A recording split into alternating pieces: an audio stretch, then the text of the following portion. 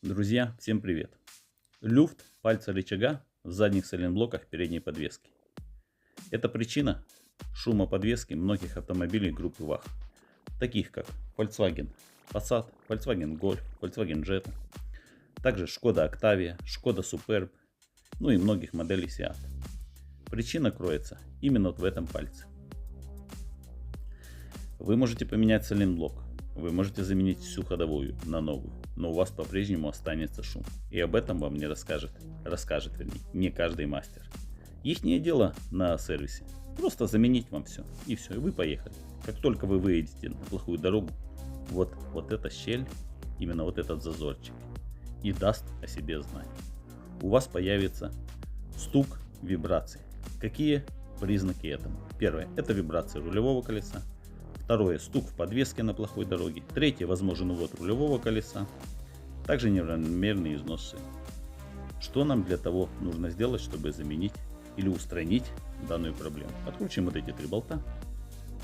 И тогда мы благополучно можем снять данный сайлентблок. Я вам покажу, как мы это делали, не снимая даже колеса на автомобиле. Открутив 3 болта, вы свободно имеете доступ к данному сайлентблоку.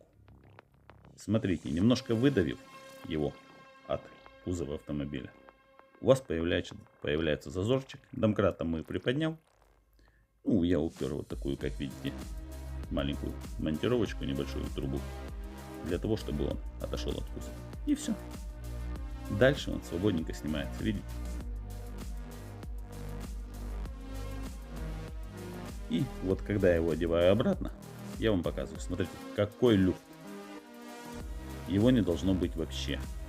Это и есть причина шума на плохой дороге. То есть мелкое дребезжание, вибрации и так далее. Если у вас с двух сторон, это вдвойне ощущается. Я же говорю, вы переберете всю подвеску и не сможете найти причину шума. Итак, какое решение выхода? Друзья, все элементарно. Берете патрон, точнее гильзу, 12 калибр и капроновый патрон, видите? Разогреваете электрофеном, или у кого какая есть возможность для разогрева, чтобы одеть на палец рычага. Предварительно смазав его и немножко разогрев, я его набиваю.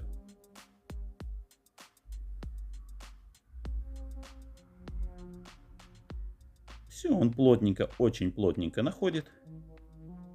Можно нагреть еще предварительно, когда будете набивать. Все, дошел до упора. Лишнее отрезаем. Ну и можно, в принципе, еще конец феном разогреть, чтобы он вообще завальцевался, завернулся. Хотя это по большому счету не мешает. Смазываем сайлентблок. Как видите, у меня стоят полиуретановые сайлентблоки. Можно сказать, они вечные. Итак, пробую одеть.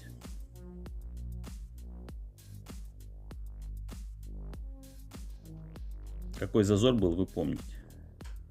О да, усилий нужно приложить хорошие. Очень хорошо нужно надавить.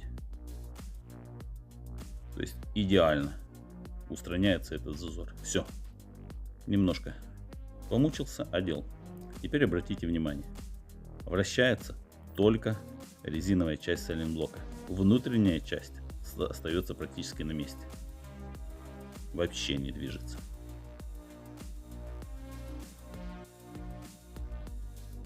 Все, установил болты на место, закручиваю. Друзья, меточки я даже по кузову ставил вместо корпуса сайлентблока. Как бы сказать, для того, чтобы уже совсем ничего не нарушить геометрию, я имею в виду, не делать потом развал схождения. Все, точно так же мы делаем со второй стороной. Откручиваем 3 болта.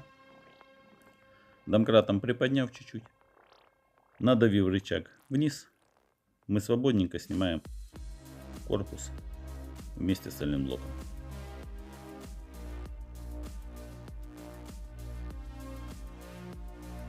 С этой стороны, как видите, я набил красный. Все, аналогично все собираем назад. Дешево и сердито. Все, друзья, если ролик вам был полезен, ставьте лайк, подписывайтесь на канал. Всем пока.